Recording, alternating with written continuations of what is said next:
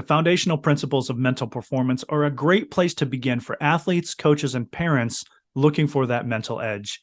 This is Neil Wadier with the AMPT Weekly Podcast, laying out the canon of psychological skills training. The late Dr. Kate Hayes, author of Performance Psychology in Action, described the canon of psychological skills training.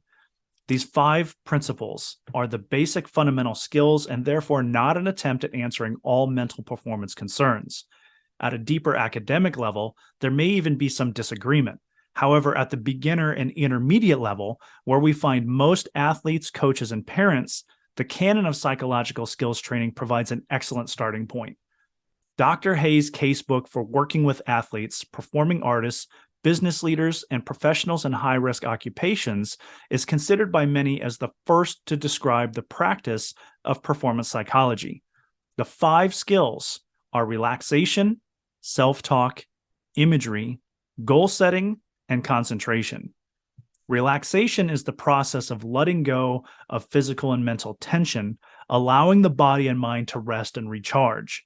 Relaxation can have a number of benefits for both physical and mental health, including reducing stress and anxiety, improving sleep, and increasing feelings of well-being and relaxation. There are many different relaxation techniques that can be used to help individuals relax and manage stress. Some common examples include deep breathing, progressive muscle relaxation, meditation, yoga, massage, music therapy, and sometimes just that simple get out your front door and go for a walk. Now, self-talk refers to the internal dialogue that people have with themselves. It's the mental conversation that people have in their own minds, and it can be either productive or counterproductive. Productive self-talk involves supportive and encouraging words and mantras, while counterproductive self-talk involves criticizing and belittling yourself. Self-talk can have a significant impact on a person's mental and emotional well-being, as well as their behavior and actions. Productive self-talk can improve self-esteem, confidence, and motivation, while counterproductive self-talk can lead to feelings of worthlessness, insecurity, and low self-esteem. There are several techniques that can be used to improve self-talk and promote more productive thoughts and emotions. Now, some of these examples could be reframing, which involves looking at a situation or a challenge from a different perspective and finding ways to reframe the difficult thoughts into more productive ones. You could use affirmations, which are repeated positive statements to yourself, either out loud or silently. They could be any aspect of yourself, such as I am worthy and deserving of love and respect, right? That goes to your core of what you believe about yourself. You could practice gratitude, which is one of the more powerful mental skills out there. And I'm really going to be deep diving into that in a couple episodes coming up, because gratitude in itself is a massive determinant of your mental performance. You also have the ability to seek support. It's always a good idea, whether you're talking to a friend or a loved one, or you're actually going and you're talking to a mental health professional, or coming and talking to me about the performance side of psychology. Imagery, also known as visualization or mental imagery, is the practice of creating and using mental pictures or images to help achieve a particular goal or benefit. It involves using the imagination to create detailed sensory images of the mind, and can be a powerful tool for achieving a range of benefits, including stress reduction, improved performance, and enhanced well-being. I prefer to use the term simulation to create the idea of completely immersing yourself in an imagined event, either past or future, to create a real feel of every aspect of that event. And there are several techniques that can be used to practice imagery and achieve these benefits. Some of them include relaxation imagery, just doing a progressive muscle relaxation as you travel from head to toe and back up to head again. It could be goal-directed imagery, creating a mental image of a specific goal or outcome and focusing on not only the outcome, but also the details of what it's going to take to get there. It could be medical imagery, talking about reducing pain symptoms and trying to use some of your body's natural healing abilities. You can use imagery and simulation for creativity, You can also do guided imagery. You can go on to podcasts. We're going to be hosting some of these pretty soon, where we just do a meditation. You can go onto YouTube, and there's anywhere from 30 seconds to 30 minutes where somebody has recorded a script doing guided imagery. And imagery can be practiced on its own or in combination with other relaxation techniques, such as deep breathing or meditation. And it's important to find a quiet, comfortable place to practice imagery and to allow yourself to fully engage with the mental images and the emotions and sensations that they evoke. So, goal setting is the process of identifying specific, measurable, achievable, relevant, and time-bound goals.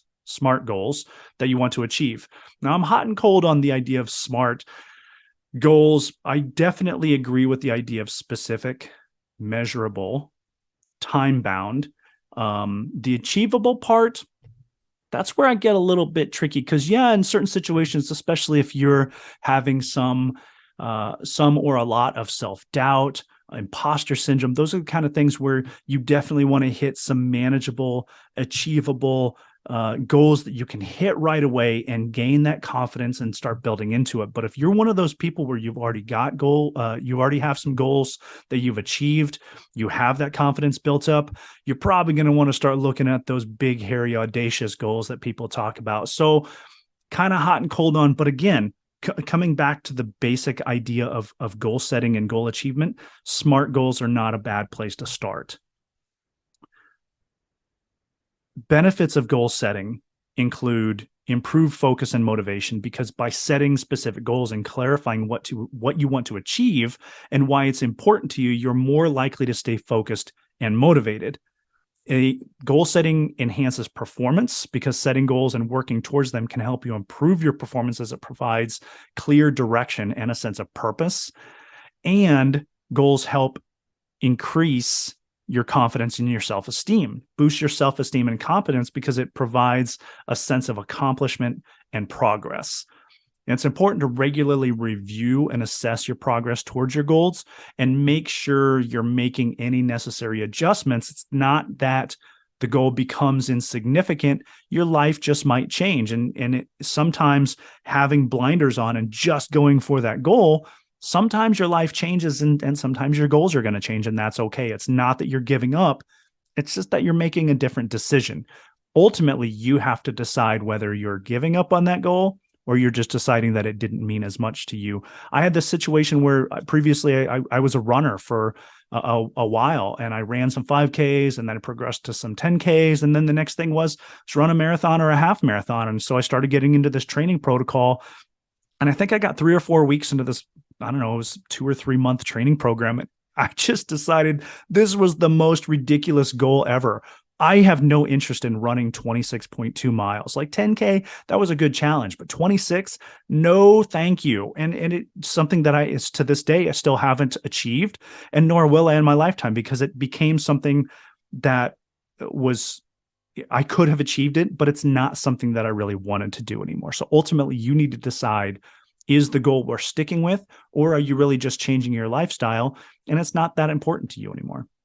Now, finally, we're talking about concentration. Concentration is the ability to focus and maintain attention on a specific task or activity. It's an important skill that can have a number of benefits, including improved productivity, better performance, and increased mental clarity and focus. And there's several techniques that can be used to improve concentration and focus. Examples: time management. Set aside dedicated time for focus work, eliminating distractions. This can help you improve your concentration and productivity. Exercise. Go burn off that energy. Sleep, right? Like, do I really need to say this? But yeah, of course, getting enough sleep is important for maintaining concentration and overall cognitive function. Nutrition. Yes, you need to eat well. Take breaks.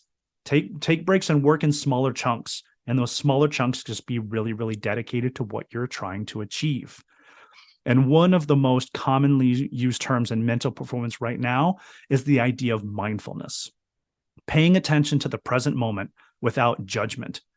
Properly employed, mindfulness can help improve mindfulness can help improve focus and concentration by training the mind to stay present and not wander.